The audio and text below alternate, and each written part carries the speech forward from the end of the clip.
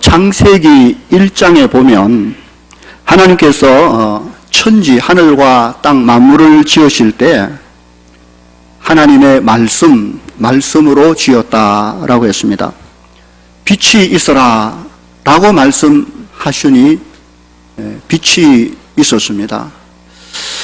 하늘의 해와 달과 별들도 하나님이 말씀하시니 그 명령대로 그곳에 존재하게 됐다라고 했습니다. 그런데 창세기 2장 19절에 보면 하나님께서 각종 들 짐승과 공중의 새를 지으실 때는 하나님께서 창조하신 흙으로 지으셨다 그랬습니다. 흙으로 지으셨다. 흙을 재료로 이용해서 들 짐승들을 만드시고 공중의 새를 만드셨습니다. 그리고 그것들에게 생명을 주셨을 때 그것들이 호흡하기 시작하고 또 일어서고 그리고 뛰며 또 날고 그렇게 했었습니다. 그런데 하나님께서 흙으로 만드신 것이 새와 들 짐승만이 아니었습니다. 사람도 흙으로 지었습니다. 창세기 2장 7절에 여호와 하나님이 땅의 흙으로 사람을 지으셨다. 그리고 그 코에 생기를 불어넣으셨을 때 사람이 생명이 되었다라고 했습니다. 그러니까 사람과 짐승은 똑같은 재료, 흙으로 만들어졌다는 것을 알 수가 있습니다. 사람과 짐승이 다 흙으로 지어져 죽으면 흙으로 돌아갑니다. 자, 그렇다면 사람과 짐승은 같은 존재, 같은 급일까요? 다 흙으로 지었으니 짐승이나 사람이나 똑같은 존재, 똑같은 등급일까요? 전혀 그렇지 않습니다. 하나님께서 사람을 지을 때는 짐승에게 전혀 주지 않았던 생영, 살아있는 영적 존재가 되게 하셨습니다. 뿐만 아니라 창세기 1장 27절에 보면 하나님이 사람을 창조하실 때 하나님의 형상을 가진 존재로 지었습니다. 이 말은 사람이 하나님을 닮았다는 말입니다. 영이신 하나님을 닮아 사람도 영적인 존재가 되게 했는데 이 말의 뜻은 하나님과 서로 교제할 수 있는 상대가 된다는 의미입니다. 하나님과 대화가 가능하고 하나님을 사랑할 수 있고 하나님과 인격적으로 소통하는 가능성, 갈 수 있는 존재로 사람을 그렇게 만들었습니다. 사람이 하나님은 아니지만 하나님을 닮아 하나님의 영적 속성을 가진 하나님과 이야기하고 하나님과 소통하고 하나님과 대화하고 사랑하고 그럴 수 있는 존재로 만들었습니다. 마음껏 하나님을 찬양하고 예배하고 나를 지으신 그분의 이름을 드러낼 수 있도록 그런 놀라운 존재로 만들었지요. 그리고 우리의 비록 흙으로 지어진 육체, 이 몸, 여기에 하나님이 사명을 주셨지요. 생육하고 번성해서 온 땅에 충만해라. 온 땅을 정복해라. 그리고 이 모든 생물을 다스려 하나님의 통치가 이 땅에 가득할 수 있도록 하나님의 영광 가득한 이 땅을 만들어라 라는 사명, 명령을 주신 것입니다. 인생은 그런 거지요. 그래서 인생은 이 땅에서 자기를 지으신 하나님, 그분과 교제하고 그를 사랑하고 그를 예배하고 그가 주신 우리에게 맡긴 사명을 이 땅 가운데 육체 가운데 잘 감당하고 마치면 결국 때가 되면 육체를 벗고 어디로? 천국, 영원한 하나님 나라로 들어가게 되어 있는 것이지요. 이것이 영혼이 없는 짐승과 전혀 다른 점입니다. 짐승은 살다 죽으면 그로서 아무것도 없습니다. 끝입니다. 그러나 사람은 살다 죽어도 그 영혼이 있어 자기를 지은 하나님 앞에 가서 그 책임을 감당해야 됩니다. 영혼이 있기에 짐승과 사람이 다른 것이죠. 오늘 수많은 사람들이 너무 큰 착각을 하고 있는 것이 바로 이 점입니다. 사람이면서 자신을 동물처럼 생각하고 있는 것이죠. 사람과 동물은 전혀 다릅니다. 짐승이 사람일 수 없듯이 사람 역시 짐승일 수 없는 것은 짐승에게 없는 영혼이 사람에게 있기 때문이지요. 짐승에게 없는 하나님의 형상이 사람에게 있기 때문이지요. 짐승에게 없는 하나님이신 사명이 사람에겐 분명히 있다는 사실을 늘 기억해야 됩니다.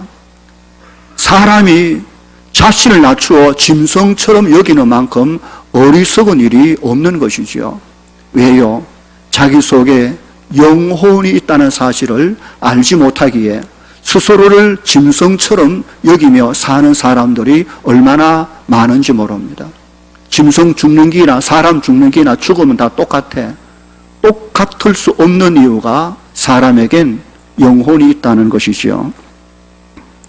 그런데 이렇게 귀하게 창조된 사람에게 큰 문제가 발생합니다. 사람은 하나님으로부터 창조된 직후 얼마 안 가서 일찌감치 안타깝게도 범죄합니다. 하나님 주신 그 풍성한 자유로 하나님을 섬기는 것이 아니라 오히려 하나님의 말씀을 어기고 하나님을 떠나는 일에 그 자유를 사용하고 말았습니다. 스스로 하나님을 떠나지요. 결국 하나님과 교제하는 일이 끊기게 된 것이죠. 하나님과 대화가 끊기고 하나님과 소통이 막히게 되어진 것입니다. 더 이상 하나님을 사랑하거나 하나님의 사랑을 받을 수 없는 단절된 관계가 오고 만 것입니다. 따라서 인생이 가진 사명도 책임도 다 잊어버리고 만 것입니다. 다시 말하면 하나님과 교통, 교제, 대화할 수 있는 사람 속에 영혼이 고장나 버리고 만 것입니다.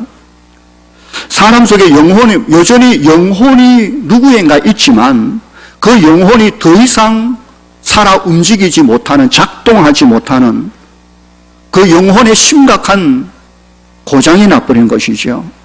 영혼이 더 이상 움직이질 않지요. 영이신 하나님을 만날 수 있는 통로가 부서져 버리고 만 것입니다.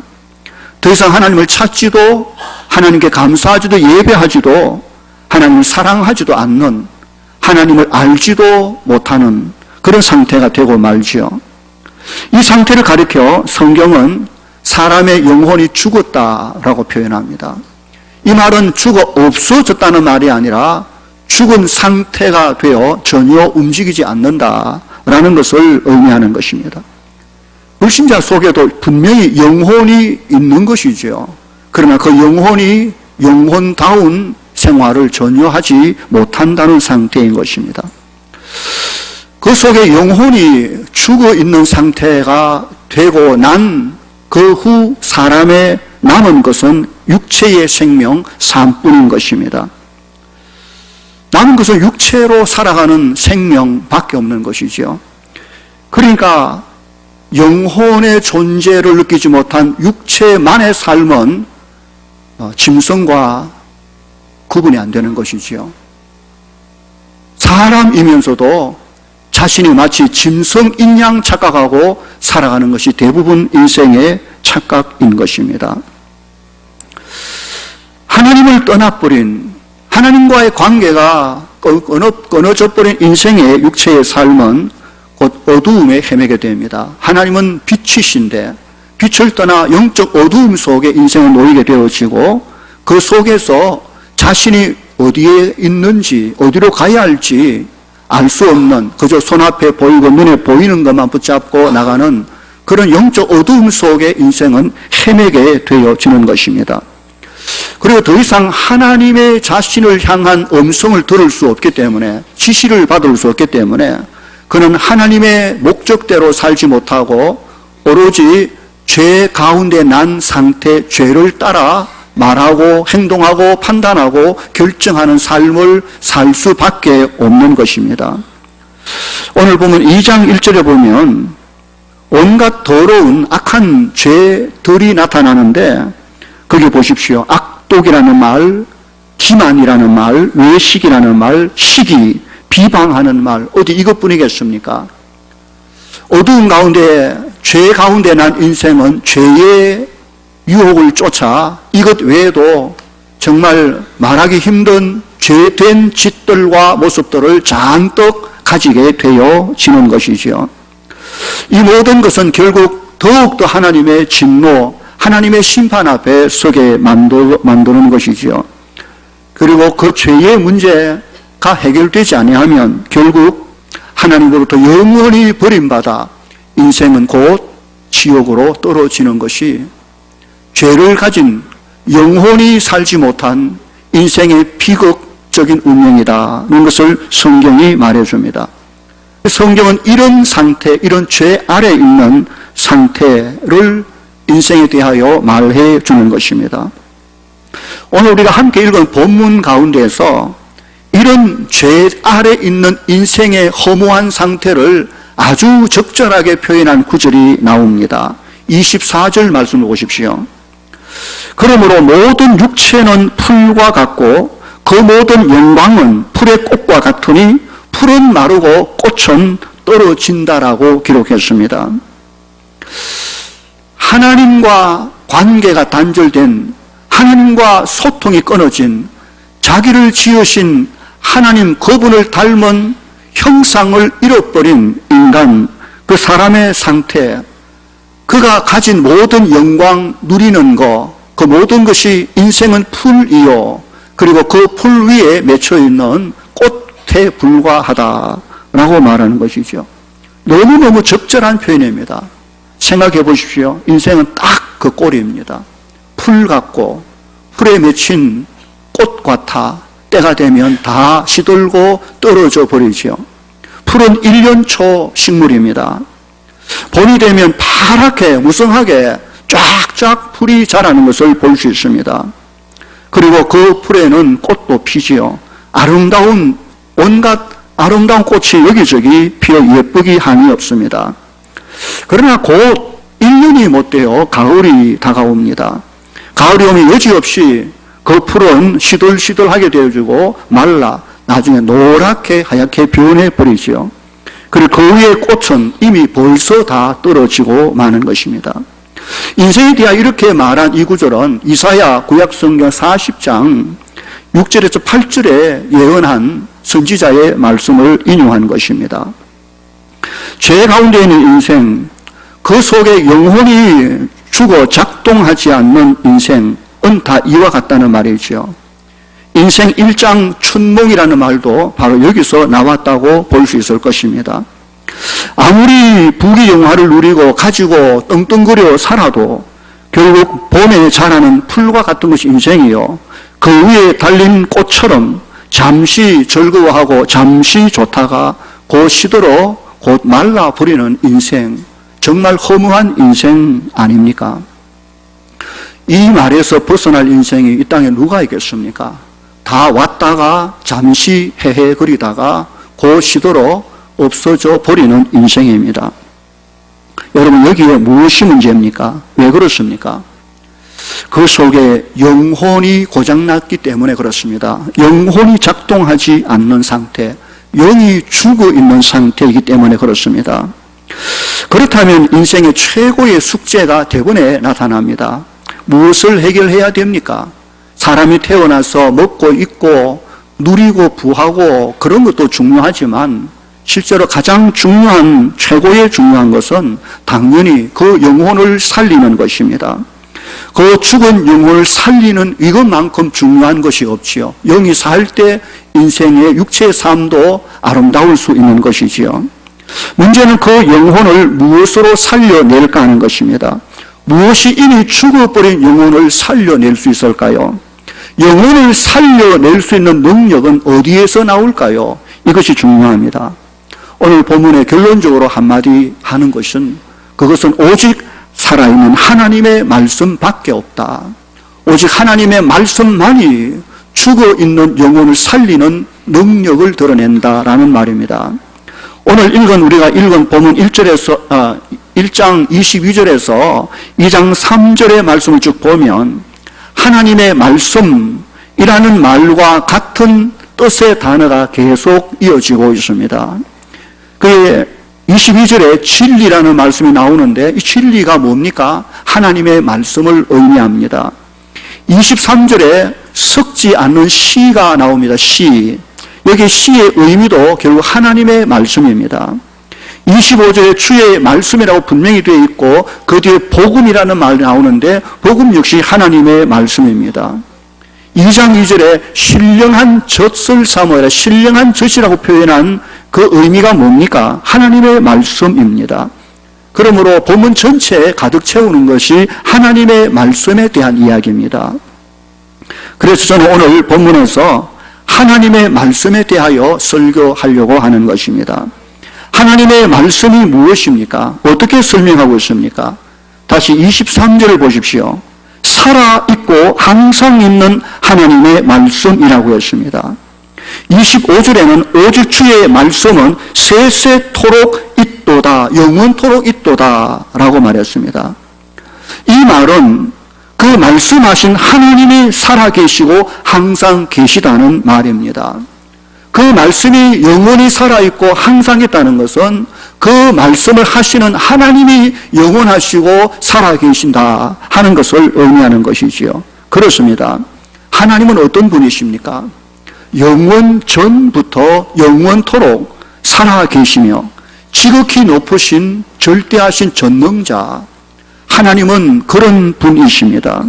뿐만 아니라 그분은 그렇게 조용히 숨어 계신 분이 아니라 분명히 드러나시며 말씀하신 분이십니다. 그가 영으로 계시기 때문에 우리가 눈으로 볼 수는 없지만 그러나 말씀하심으로 당신이 살아계심을 충분히 드러내시고 그 말씀으로 이루신 만물, 창조물을 통하여 그 살아계심의 증거를 충분히 보여주시는 분이 하나님이십니다. 그분은 살아계시며 말씀하시는 분이십니다. 가끔 불신자들이 왜 하나님을 믿습니까? 라는 질문을 합니다. 왜 보이지도 않는 하나님을 믿습니까? 대답은 간단합니다. 하나님이 살아계시니까 믿습니다. 안 계신 하나님을 믿는 게 아닙니다. 안 계신 하나님을 어떻게 계속 믿습니까? 하나님은 살아계시고 우리에게 말씀하시고 그 말씀의 증거가 충분히 있고 그분이 우리의 창조주며 구원의 하나님이심을 너무 분명하기에 하나님을 믿는 것이지요. 살아계시니까 말씀하시니까 그 말씀이 내 심령에 들리니까 하나님을 믿을 수밖에 없고 믿게 되어지는 것입니다.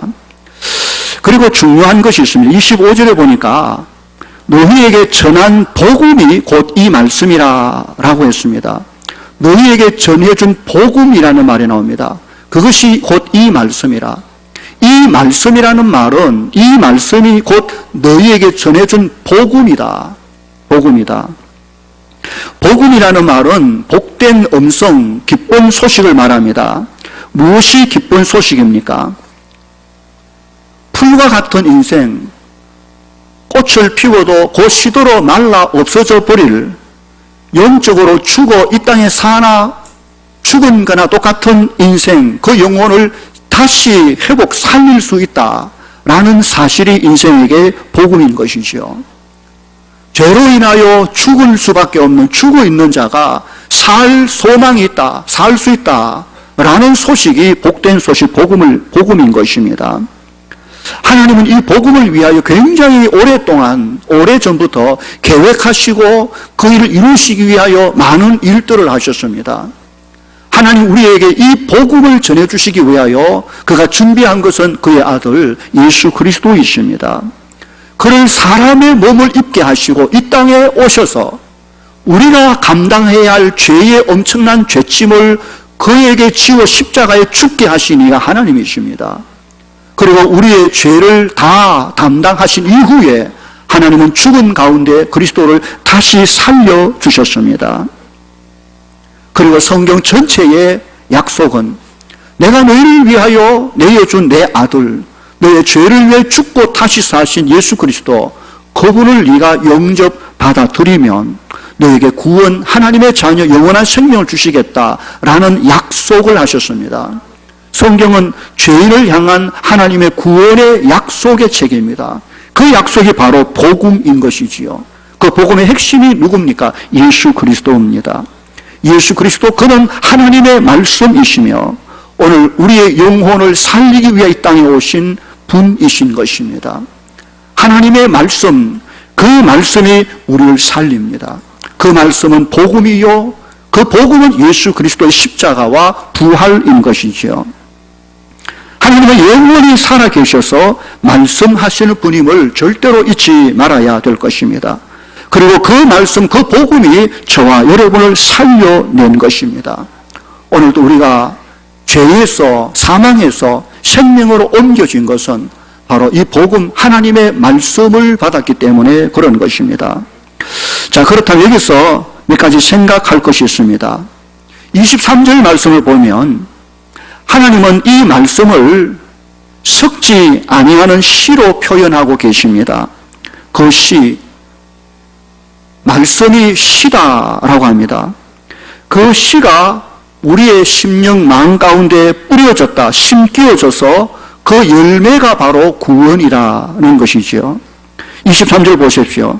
너희가 거듭난 것이, 다시 태어난 것이, 구원받은 것이 썩어질 시로 되는 것이 아니요 썩지 아니하는 시로 되는 것이니 살아있고 항상 있는 하나님의 말씀으로 되었느니라 했습니다. 하나님의 말씀이 시로 표현되어 있다는데 기억하시고 생각하시기 바랍니다. 어떤 밭이 있습니다. 씨가 전혀 뿌려지지 않았습니다. 그 밭은 씨가 뿌려지지 않는 한 계속 흙덩이 그대로 있을 것입니다. 아무런 생산도, 아무런 열매도, 아무런 것도 살 수가 없는 죽은 땅이지요. 그런데 그 밭에 어떤 씨가 뿌려집니다. 그 씨는 생명이 있어 곧 싹이 피고 곧 잎이 피고 꽃이 나고 열매가 맺히지요. 그래서 나중에 그것이 사과밭이 되고 포도밭이 되고 복숭아밭이 되어지는 것입니다. 하나님을 기쁘시게 할 만한 아무런 시도, 어떤 것도 드러낼 수 없었던 우리의 마음속에 하나님의 말씀의 씨앗이 뿌려진 것입니다. 그 말씀의 싹이 나고 열매 맺은 것이 바로 우리의 구원이지요. 우리가 그 말씀으로 거듭나게 된 것입니다. 우리뿐만 아니라 이 땅에 사는 어느 누구라도 마찬가지입니다. 아무리 죄악 가운데 죽은 영혼을 가진 자라 할지라도 그 속에 하나님의 말씀, 복음이 뿌려질 때 그 죽은 영혼이 다시 사는 것입니다.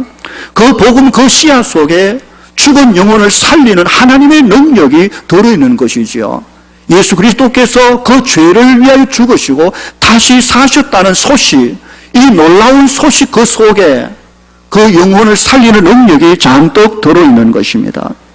다시 말해서 사람의 죽은 영혼을 다시 살려낼 수 있는 것은 오직 하나님의 말씀, 복음밖에 없다는 사실을 우리에게 보여주고 있는 것입니다.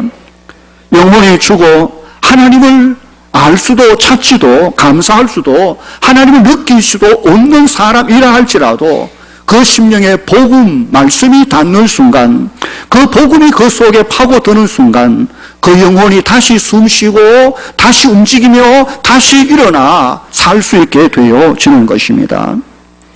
불신 가족에게 이웃을 바라보는 우리의 시선은 어떻습니까?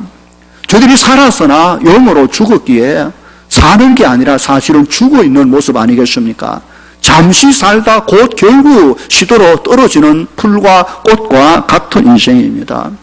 그들을 살릴 수 있는 방법이 무엇입니까? 돈으로 살릴 수 있겠습니까? 세상 지식으로 학문으로 그 죽어있는 영혼을 어떻게 살려냅니까? 죽은 영혼을 살리는 유일한 방법은 하나님의 말씀, 십자가의 복음밖에 없음을 우리에게 분명히 보여주고 있는 것입니다. 복음을 들려줘도 사람들이 잘 안 듣지요. 아예 마음을 막습니다. 들으려고 하지 않습니다. 안타깝지요. 살리려고 해도 살려고 하지 않습니다. 그래서 그들에게 지혜롭게 다가가야 됩니다. 말이 안 되면 삶을 보여줘야 됩니다. 하나님의 말씀이 우리를 살려 우리가 하나님의 자녀도 거룩하게 아름답게 살아가는 삶을 그들에게 보여 그들로 하여금 우리 속에 복음에 관심을 갖도록 이끌어 주어야 될 것입니다.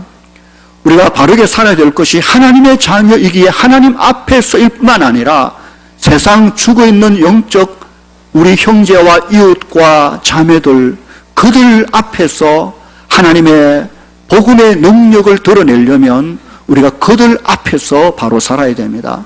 하나님 앞과 세상 앞에 거룩하고 아름답고 진실된 삶을 살아 하나님을 영화롭게 하고 영적으로 죽어있는 자들로 우리의 삶을 보고 우리 속에 복음을 붙들고 주께로 나오는 역사가 우리 모두에게 있기를 주의 이름으로 간절히 축원합니다.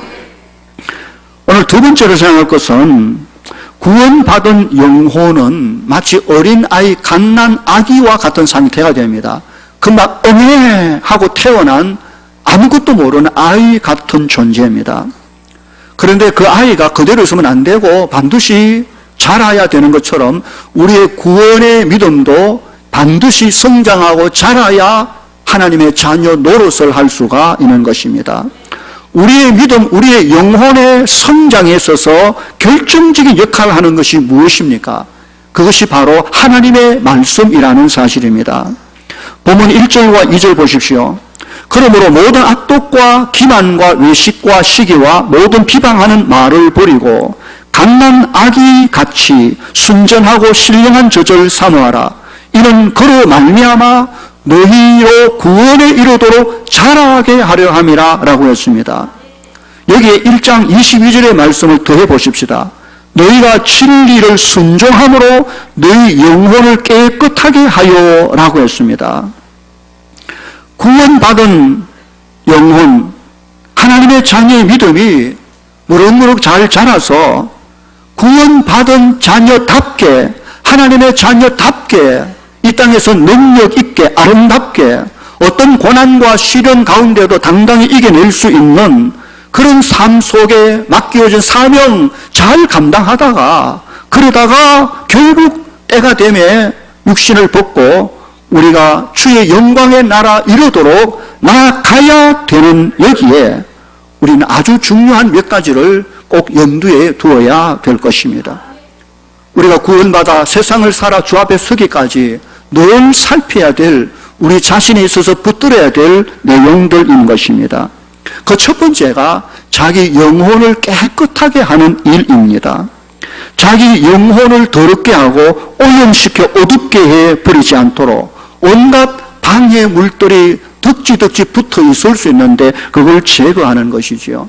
영이 어둡고 영이 오염되어 더러워지면 당연히 그의 입에도 그의 삶에도 더러운 증거들이 다 나타나게 마련하는 것이지요. 그 영혼을 더럽게 하고 어둡게 하고 결국 영이 하나님의 자녀이지만 자라나지 못하게 하는 것이 무엇입니까? 오늘 보면 2장 1절에 열거되어 있습니다. 보십시오. 모든 악독이라고 했습니다. 악독, 악자도 나쁜 말이고 독자도 아주 대단한 말입니다. 악하고 독한 마음으로 다른 사람을 해롭게 하는 마음을 말합니다.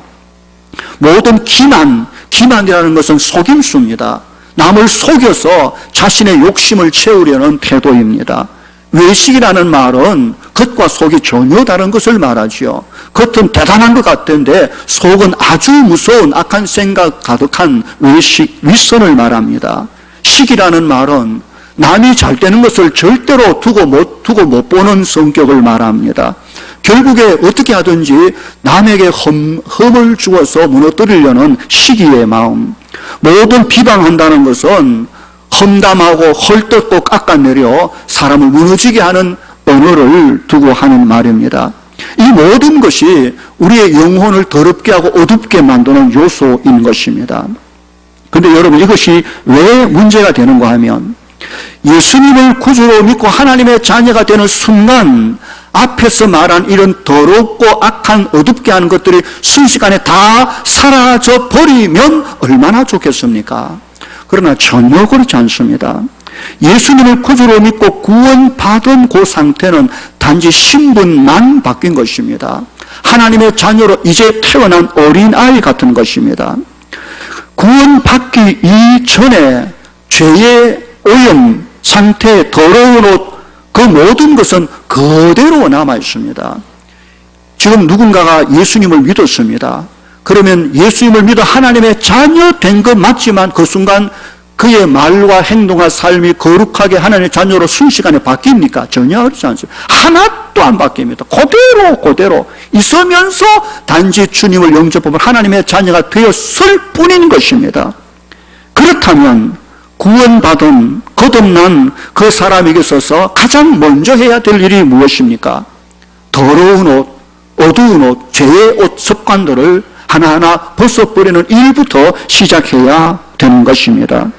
그래서 주님이 주신 성품의 옷, 거룩하고 겸손하고 사랑과 아름다운 옷들 하나하나씩 갈아입는 일을 평생 해야 된다는 것을 기억해야 됩니다. 이것이 영혼을 깨끗하게 하는 일인 것입니다.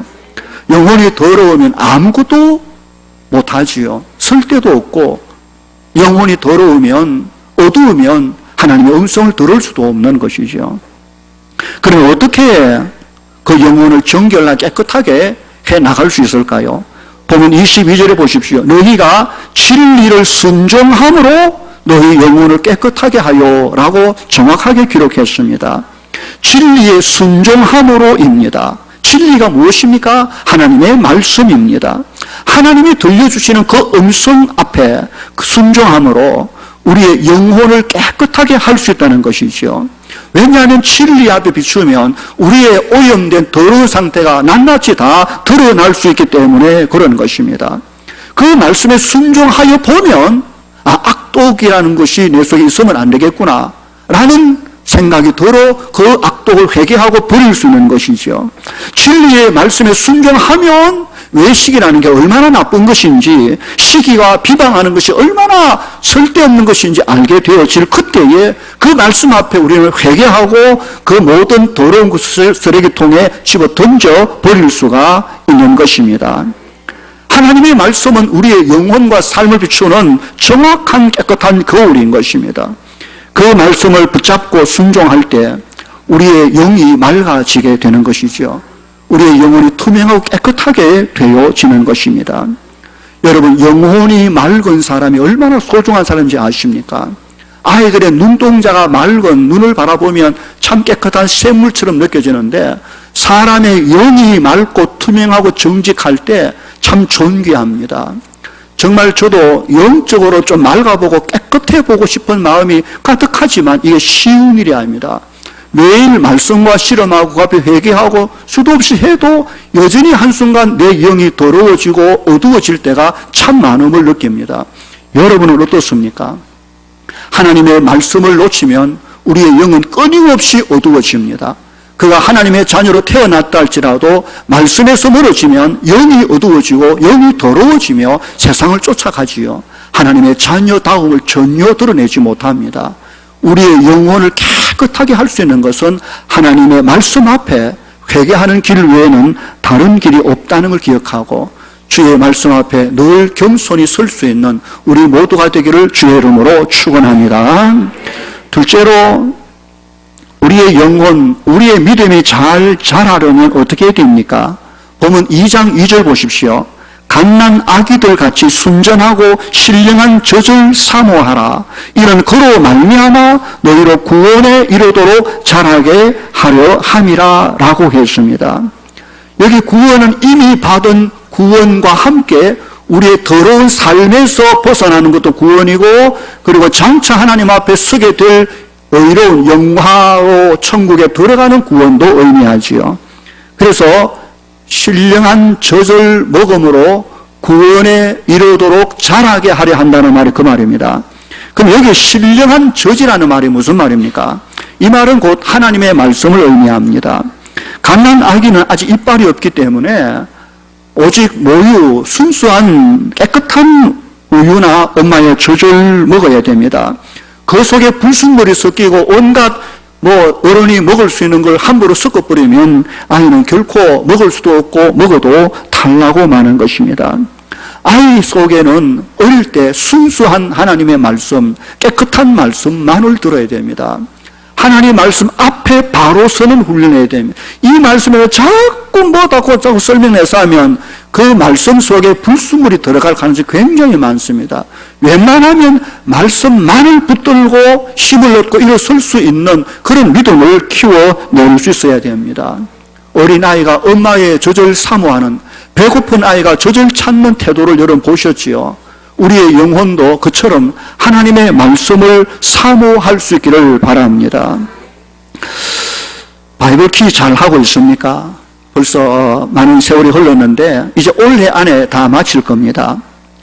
그 하나님의 말씀을 읽고 그 말씀에 묵상하며 공부하는, 그렇게 살아가는 삶과 그렇지 않는 사람의 삶의 차이는 분명히 있을 것입니다. 얼마만큼 있을까요? 하나님 말씀을 공부한 만큼 차이 납니다. 매일 말씀을 묵상하고 읽고 그 말씀으로 실험한 사람과 그렇지 않는 사람의 영적 성장의 차이는 눈에 보듯 뻔하게 나타나는 것입니다. 예배의 태도도 마찬가지입니다. 하나님의 말씀을 집중해서 내 영으로 받아들여 그것을 나의 삶에 적용해서 하나님의 자녀답게 살려는 사모하는 마음으로 예배를 드리고 말씀을 듣고 찬양하고 기도하는 사람과 그렇지 않게 몸만 앉아 엉뚱생하고 있는 사람의 삶의 차이는 또렷이 나타나는 것이죠. 한 사람은 무럭무럭 영적으로 하나님의 자녀로 자라지만 한 사람은 정체되거나 병들거나 후퇴할 수도 있다는 것을 기억해야 될 것입니다. 성경을 읽을 때에 하나님의 음성을 듣기 위하여 마음을 기울여 집중해서 말씀을 생각하고 공부하고 연구하고 주의 음성을 받는 사람과 오로지 구역순 모임에 숙제하기 위하여 몇 장 읽기 위하여 읽어버린 사람과의 신앙의 성장의 차이는 너무나도 불보듯 뻔한 것입니다. 성경을 많이 읽는 것도 참 소중하고 중요하지만 한 말씀 한 말씀 하나님의 음성을 내 영으로 귀로 듣고 삶에 순종하기 위하여 노력하는 것이 얼마나 중요한지 아셔야 합니다. 사도행전 17장 11절에 베레아 사람은 데살로니가에 있는 사람보다 더 신사적이어서, 요즘 번역으로는 더 너그러워서 간절한 마음으로 말씀을 받고 이것이 그러한가 하여 날마다 성경을 상고 연구했다라고 했습니다. 결국 영혼이, 우리의 믿음이 잘 성장하기 위해서는 영혼의 양식인 하나님의 말씀을 잘 듣고 순종하는 길 외에는 없다는 것을 우리에게 보여줍니다. 매일매일 조금씩 내 영혼이 소화할 만큼 마치 밥을 매일 먹는 것처럼 내 영혼의 양식인 하나님의 말씀을 받아 먹는 삶이 얼마나 중요한지 모르는 것입니다. 하나님의 말씀만이 우리의 영혼을 살려내고 그 말씀만이 우리의 영을 길러낼 수 있다는 것을 꼭 기억해야 될 것입니다. 우리의 믿음이 하나님의 말씀과 함께 잘 성장해가는 모두가 되기를 주의 이름으로 축원합니다. 그리고 마지막으로 볼 것은 그렇게 믿음을 잘 키워서 그 믿음이 하는 일이 뭡니까? 믿음을 키워야 될 이유에 대하여 여러 번 말씀드렸습니다. 믿음이 있어도 자라지 않는 믿음, 작은 믿음, 심지어 병든 믿음도 있습니다. 그 믿음으로는 세상을 살아내기 힘듭니다. 세상이 그래 호락호락하지 않지 않습니까? 온갖 죄의 유혹과 우리의 영혼을 삶을 짓밟으려는 모든 유혹이 가득한 시험과 시련과 불같은 시험이 다가올 것이 뻔한데 그 앞에서 그 작은 믿음으로, 병든 믿음으로 어떻게 버텨 이겨낼 수 있다는 말입니까? 믿음을 키워야 되면 오직 의인은 믿음으로 하나님을 믿기에 견뎌내고 하나님을 믿기에 낙심하지 아니하고 하나님을 믿기에 그래도 한 발 내딛고 믿음이 움직이지 아니하면 우리의 신앙은 결코 앞으로 갈 수 없기에 믿음을 키워야 되는 것이지요. 뿐만 아니라 믿음이 없이는 하나님을 결코 기쁘시게 할 수 없다고 했으니 우리의 믿음으로 예배하고 믿음으로 찬양하고 믿음으로 교회를 섬기고 믿음으로 세상을 살아 하나님의 영광과 기쁨을 나타내려면 믿음을 키워야 됩니다. 내 믿음이 지금 어느 수준에 있는지, 갓난 아이들 같은 수준에 있는지, 청소년 같은 수준에 있는지, 이제는 장년의 수준에서 충분히 어떤 일도 소화해낼 수 있는 만큼 자랐는지 믿음을 점검해 볼 수 있기를 주의 이름으로 축원합니다. 오늘 본문 22절 끝에 보니 그 믿음이 중요한 일을 하는데 그 거짓없이 형제를 사랑하는 것이라고 말했습니다. 마음으로 뜨겁게 열심으로 진실로 주 안에 있는 형제를 사랑할 수 있는 힘은 하나님을 믿는 믿음에서 나옵니다. 거짓 없이라는 말은 위선적이지 않는, 배우처럼 연기하지 않는 믿음을 가진 사람의 형제 사랑은 배우처럼 연기하는 사랑이 아니라 뜨겁게 진실로 서로 사랑하는 사랑의 섬김이 있을 것을 말해 줍니다. 믿음이 없으면 형제 사랑도 가짜일 수 있습니다. 진실로 믿음이 큰 만큼 형제와 이웃을 사랑할 수 있는 힘과 용기가 생기지요. 요한일서 3장 14절에 보니까 이것이 형제 사랑이 얼마나 중요한지 우리로 사망에서 생명으로 옮긴 증거가 이 진실된 믿음으로 형제를 사랑하는 것이라고 말했습니다.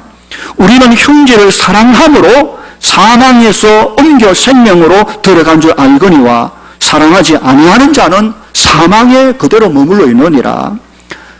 사망에서 생명으로 옮겨가는 것은 예수 그리스도의 십자가 복음을 믿는 글 외에는 없습니다. 그런데 그것이 오늘 본문에는, 아니 요한 1서에는 형제를 사랑함이라는 말로 대체해 놨습니다. 이 말은 예수를 믿고 구원을 받는 만큼 똑같이 중요한 것이 믿음으로 이웃을, 하나님을 사랑하는 사랑함에 있다는 것이지요. 진실로 형제를 사랑하지 아니하는 그가 예수님을 구주로 믿는다는 말 자체가 말이 안 된다는 것입니다. 진실로 거짓 없이 형제를 바라보는 사랑의 마음은 바로 이 믿음의 성장과 비례하는 것을 기억해야 될 것입니다. 각박해져가는 세상 속에 믿음의 눈을 가지고 연약한 자를 돌아보고 사랑하고 섬겨낼 수 있는 이 믿음의 힘을 길러낼 수 있기를 바랍니다. 추석이 다가오는데 서로 돌아볼 수 있는 힘도 하나님을 믿는 믿음 안에서 가능함을 기억하고 주 안에서 믿음 성장에 더욱 힘써 나갈 수 있기를 바랍니다. 오늘 말씀의 결론은 2장 3절입니다. 너희가 주의 인자하심을 맛보았다면 그리하라. 주의 인자하심이란 사랑하심, 주님의 사랑을 경험했다면, 주의 구원과 은혜와 그 말씀의 능력을 경험했다면, 그 말씀 안에 있는 천국의 소망과 성령의 위로하심과 용기와 이 모든 것을 경험했다면 너희가 지금 말한 그대로 계속 믿음을 키워 살아가야 한다는 것을 말합니다. 교회에 예수님을 믿고 세례까지 받고 1년 또는 5년, 어떤 사람은 10년을 다니다가도 이런저런 시험에 부닥쳐 결국에 이겨내지 못하고 믿음의 침체가 되어 세상으로 돌아가 버린 사람이 간혹 있습니다. 그런데 신기한 것은 그렇게 돌아간 그 사람의 거의 대부분은 다시 돌아옵니다. 돌아올 수밖에 없고 돌아오게 되어 있습니다. 왜냐하면 그들은 이미 하나님의 은혜, 하나님의 구원, 성령의 영광, 그 모든 것을 맛을 보았기 때문에 그런 것입니다. 하나님의 은혜, 천국과 구원과 주의 영광을 이미 맛을 본 그 사람이 문제가 있어 교회를 떠나 세상으로 가서 어디를 디벼봐서 어디 사서 이 천국의 영광과 말씀과 하나님 은혜에 능가할 수 있는 그런 복이 있습니까? 결국 못 찾습니다. 찾을 길이 없지요. 찾기는커녕 더욱더 수렁에 빠집니다. 결국 그런 사람들은 나중에 세월을 보내고 정말 말이 안 되는 꼴로 두 손 들어 하나님 앞에 돌아올 수밖에 없는 사람들을 저는 많이 보았습니다. 처음부터 하나님의 은혜를 맛보지 못했다면 떨어져 나가서 세상 죄악의 쾌락에 빠져 영원히 망할 수 있지만 하나님의 은혜, 자비하심, 인자를 맛을 본 경험한 사람이라면 세상에 절대로 적응 못하게 되어 있습니다. 결국은 돌아옵니다. 돌아와야 되고 돌아올 수밖에 없지요. 하나님의 말씀, 그 은혜에 맛본다는 게 얼마나 중요한지, 하나님의 은혜를 경험하고 그 은혜 가운데 사는 것이 얼마나 소중한지 오늘 이 땅에 살아가며 우리 속에 기억해야 할 중요한 메시지가 되어지는 것입니다. 날마다 말씀과 함께 주님 오시는 그날까지 우리의 믿음의 걸음을 견고하게 해서 하나님을 영화롭게 하고 세상을 주 안에 잘 섬겨내며 복되고 의미 있는 삶을 살아가는 우리 모든 성도들 다 될 수 있기를 주의 이름으로 간절히 축원합니다. 다 함께 기도합시다. 이 말씀 붙들고 우리 한번 기도하십시다. 사람 속에 영혼이 있다는 사실을 사람들은 모르고 삽니다. 그러나 하나님의 말씀을 붙잡을 때, 말씀이 그 속에 들어갈 때 죽은 영혼이 살아 비로소 영의 눈이 떠여지며 천지를 지으신 하나님, 자신의 주인 되신 하나님을 비로소 느끼며 알게 되어지고, 그때부터 인생은 본격적으로 의미 있는 가치 있는 삶을 살게 되어집니다. 영혼을 살리는 것은 하나님의 말씀밖에 없습니다. 그리고 그 말씀이 우리의 신앙, 우리의 믿음을 키워냅니다. 말씀이 아니면 우리의 영혼을 정결하게 할 수 있는 어떤 것도 없습니다. 이 가을에, 정말 책 읽기 좋은 가을에 하나님의 말씀을 가까이 할 수 있는 훈련을 해 갈 수 있기를 바랍니다. 말씀 안에 하나님의 은혜를 맛보며 살아가는 우리가 될 수 있기 위하여 주여 믿음 주시옵소서, 내 눈을 열어주시옵소서. 다음에 통성으로 한 1분 정도 소리내서 기도하는 시간 갖겠습니다. 함께 기도하겠습니다. 거룩하신 아버지, 은혜와 사랑을 감사합니다. 이 좋은 계절에 하나님의 말씀에 다시 한번 눈을 뜨게 하시고 내 영혼의 삶이 새로워지는 역사가 있도록 주님 도와주시기를 바라옵고 소원하옵나이다. 오 주여 도우소서. 이곳에 함께한 주의 백성들의 심령에 말씀의 은혜를 베풀어 주시옵소서. 말씀이 얼마나 소중한지, 하나님의 음성이 얼마나 귀한지 깨달을 수 있도록 은혜 베풀어 주시기를 간절히 바라옵고 소원하옵나이다. 성령이여 도우소서. 저희의 삶을 복되게 하시고 새롭게 해주시기를 간절히 바라옵고 소원하옵나이다. 진리의 길을 믿음으로 기쁨으로 걸어갈 수 있는 저희들 되어주도록 주님이 간섭해 주시기를 바라옵고 소원하옵나이다. 오 주여 감사합니다. 하나님의 말씀 외에는 인생에 소망이 없다는 사실을 다시 알게 해주심을 감사합니다. 내 영혼을 말씀이 살린 것처럼 내 이웃과 친지와 가족의 영혼도 하나님의 말씀만이 살려내 놓을 수 있음을 기억하고 그들의 심령 속에 주의 복음이 들려질 수 있도록 은혜를 베풀어 주시옵소서. 우리의 영이 말씀 안에서 정결하고 깨끗할 수 있게 하시고 주의 말씀으로 인하여 무럭무럭 자라 이 험한 땅 능히 감당하고도 주의 영광 잘 드러낼 수 있는, 주 앞에 서는 그날까지 오직 믿음으로 살아낼 수 있는 우리 모든 성도들 다 되게 해 주시옵소서. 감사하고 예수님 이름으로 기도하옵나이다. 아멘.